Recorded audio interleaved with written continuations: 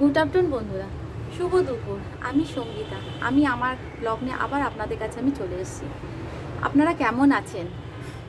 যা গরম পড়েছে বুঝতেই পারছো, প্রচুর গরম। ফ্ল্যাটের এখান থেকে পুরো রাস্তা দেখা যায়, রোদে একদম খাকা করছে। রাস্তায় একটা ঠিক মতো লোক দেখা যাচ্ছে না, এত গরম পড়েছে।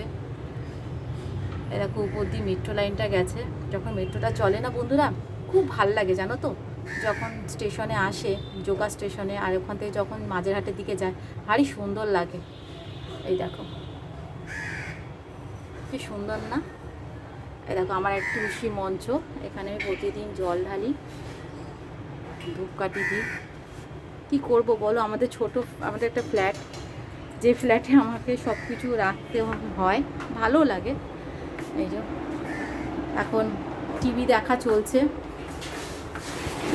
যেহেতু দেশের যা অবস্থা না দেখলে হয় না।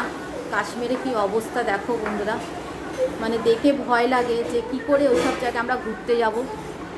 বন্ধুরা, তোমাদের কাছে একটাই রিকোয়েস্ট, যদি তোমাদের কোনো পরিচিত লোক ওখানে ঘুরতে গেছে বা তোমাদের পরিবারে কেউ ঘুরতে গেছে, তাদের তোমরা তাড়াতাড়ি নিয়ে আসার চেষ্টা করো, যেন খুব তারা সাবধানতায় বাড়ি ফিরে আসুক।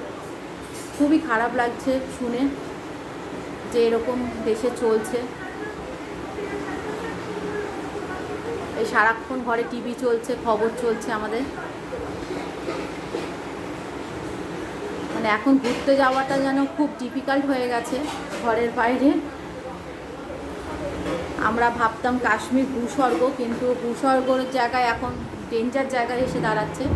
এই যে এখন হাজব্যান্ড গেল, এতক্ষণ টিভি দেখছিল, যে এখন গেল স্নান করতে। এই যে আমার মেয়ে ঘরে ঘুমাচ্ছে ওর ঠান্ডির সাথে, দেখতে আসতে পারবে না, এই যে ঘুমাচ্ছে, অনেকক্ষণ বাদে ঘুমাচ্ছে। এই ঠাকুমার সাথে এখন ঘুমাচ্ছে, ঠাকুমা এদিকে পাহারা দিচ্ছে নাতনিকে, আর নিজেও ঘুমাচ্ছে।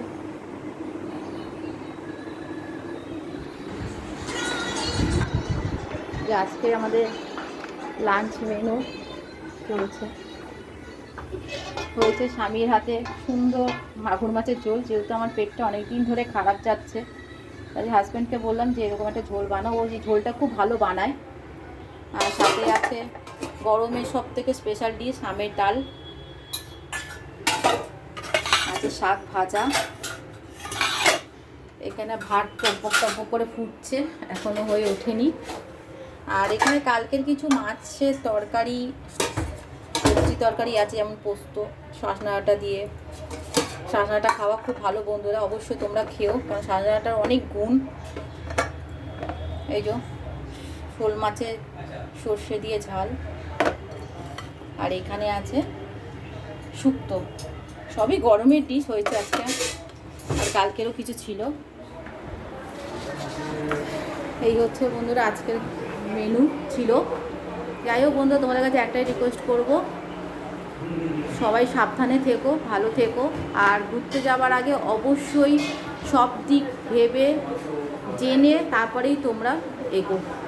আজকে এইটুকু রইল, কালকে আবার তোমাদের কাছে আমি আমার ব্লগ নিয়ে আসবো। টাটা। আর যাওয়ার আগে প্লিজ আমার চ্যানেলটাকে সাবস্ক্রাইব, কমেন্ট এবং লাইক করে যেও।